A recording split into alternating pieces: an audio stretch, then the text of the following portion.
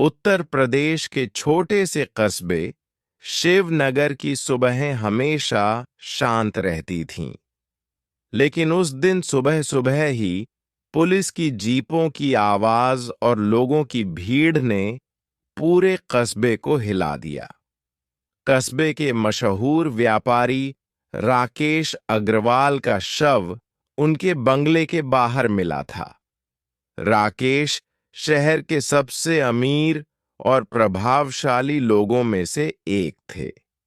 उनकी मौत ने हर किसी को हैरान कर दिया।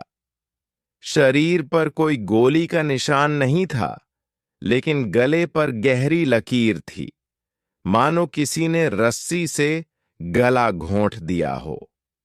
पुलिस इंस्पेक्टर अरविंद चौहान को केस सौंपा गया। अरविंद एक तेज और समझदार अफसर थे, जिनकी पहचान थी सबूतों से बोलो, अंदाजों से नहीं। पोस्टमार्टम रिपोर्ट में साफ लिखा था, मौत दम घुटने से हुई है, रात 11 बजे के आसपास। राकेश की पत्नी नीता अग्रवाल ने बयान दिया, हम दोनों रात का खाना खा चुके थे। वो ड्राइंग रूम में टीवी देख रहे थे और मैं ऊपर कमरे में सो गई थी। सुबह नीचे आई तो वो बाहर मृत पड़े थे। लेकिन अरविंद को नीता की आंखों में डर दिखाई दिया, सिर्फ पति के खोने का नहीं, बल्कि किसी रहस्य के उजागर होने का। घर की नौकरानी किरण से पूछताछ में एक नई बात सामने आई। साहब के पास कल रात एक आदमी आया था, लाल शर्ट में। वो बहुत गुस्से में था। मैंने सुना वो कह रहा था, अब बहुत हो गया राकेश। पुलिस ने सीसीटीवी फुटेज खंगाला, लेकिन अजीब बात यह थी कि कैमरे उसी वक्त बंद थे।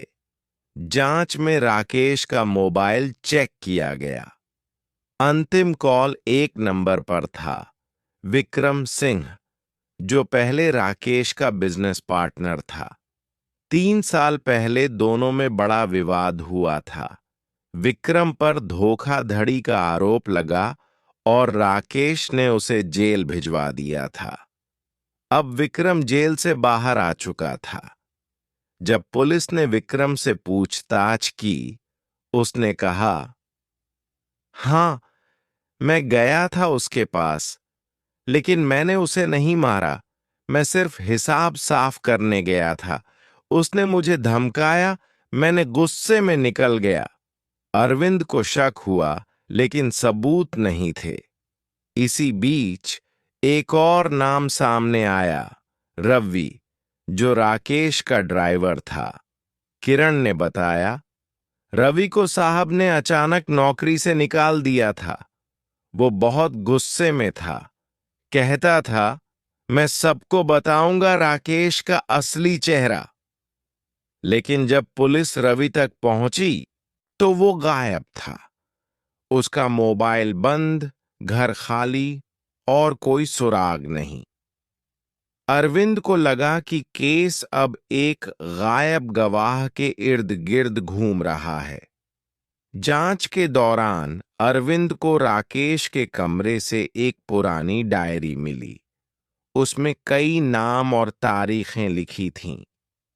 कुछ पन्नों पर लिखा था, अगर मुझ पर कुछ हुआ तो नीता सब जानती है। विक्रम से निपट लिया, अब रवि को चुप कराना होगा। यह डायरी अब केस की दिशा बदल रही थी। क्या राकेश ने किसी को ब्लैकमेल किया था? क्या नीता किसी रहस्य में शामिल थी? जब अरविंद ने नीता से डायरी के बारे में पूछा, वह घबरा गई। मुझे कुछ नहीं पता। वो सब पुरानी बातें,